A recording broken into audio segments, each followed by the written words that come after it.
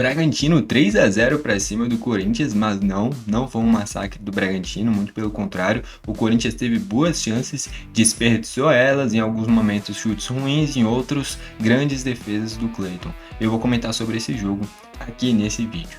Só antes de destacar que para o torcedor do Bragantino eu separei uma capinha de celular do Bragantino. Então tem várias versões personalizadas e para quem simpatiza com o Bragantino eu indico que dê uma olhada.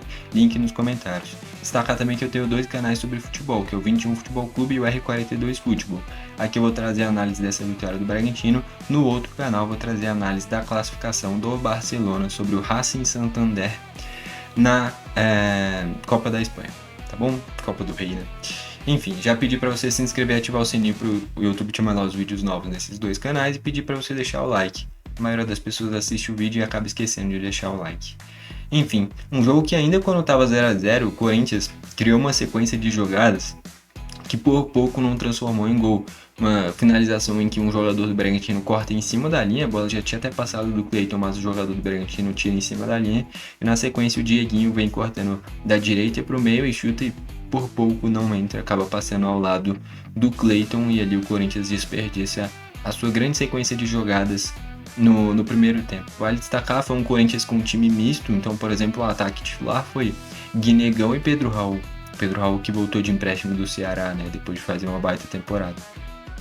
Na lateral foi o Hugo, por exemplo. Então, um time de fato misto do Corinthians.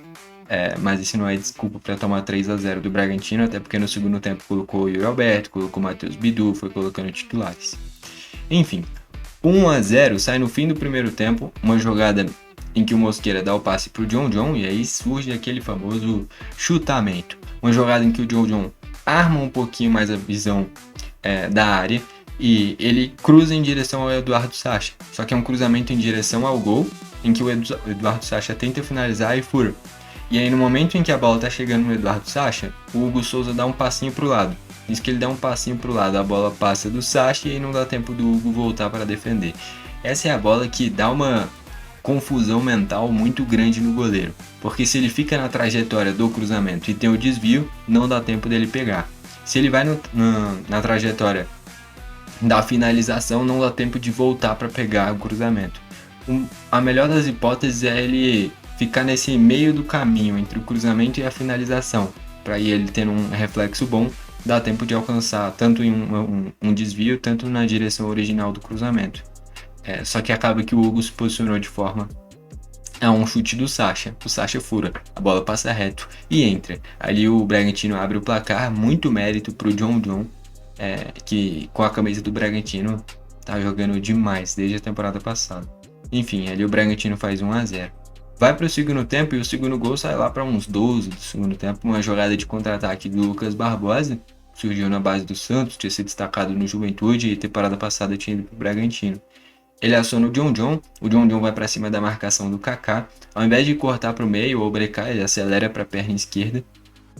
E aí acha um chute muito difícil, sem ângulo, um chute alto que ainda bate no travessão e entra. Ali é muito mais mérito do John, cara. É um chute bem difícil e ele consegue acertar a finalização para fazer o 2-0 para o Bragantino e dar um alívio maior para o Bragantino dentro do jogo.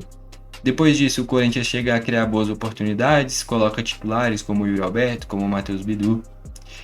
Cria uma jogada justamente em um cruzamento do Bidu para o Yuri Alberto, que ele finaliza bem, fez o que tinha que fazer, só que o Cleiton consegue uma grande defesa e ele impede o gol do 2-1.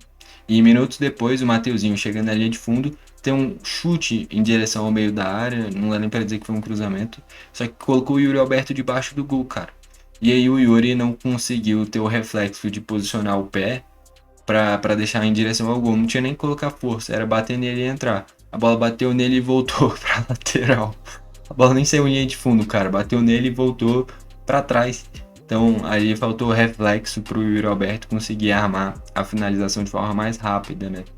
E o Corinthians desperdiça uma grande chance. Indo já para a reta final do jogo, o Mosqueira, em uma bela jogada pela meia esquerda, o Mosqueira que jogou uma barbaridade por sinal. Eu diria que os grandes destaques do jogo do lado do Bragantino foram o John e o Mosqueira, os dois jogaram demais. E aí o Mosqueira vai para cima da marcação, principalmente o Kaká de novo, o Kaká envolvido no segundo gol e nesse terceiro também, né? E aí o Mosqueira conduz para a perna esquerda, consegue um break muito rápido e finaliza, a bola passa debaixo do braço do Hugo Souza. E ali o Bragantino faz o seu terceiro gol para fechar o placar. No geral, não foi um massacre do Bragantino. O Hugo Souza não foi muito exigido, mas quando o Bragantino chegou, foi efetivo. Quando o Corinthians chegou, ou o zagueiro tirou em cima da linha, ou o Cleiton fez grande defesa, ou o Yuri Alberto perdeu chance claríssima.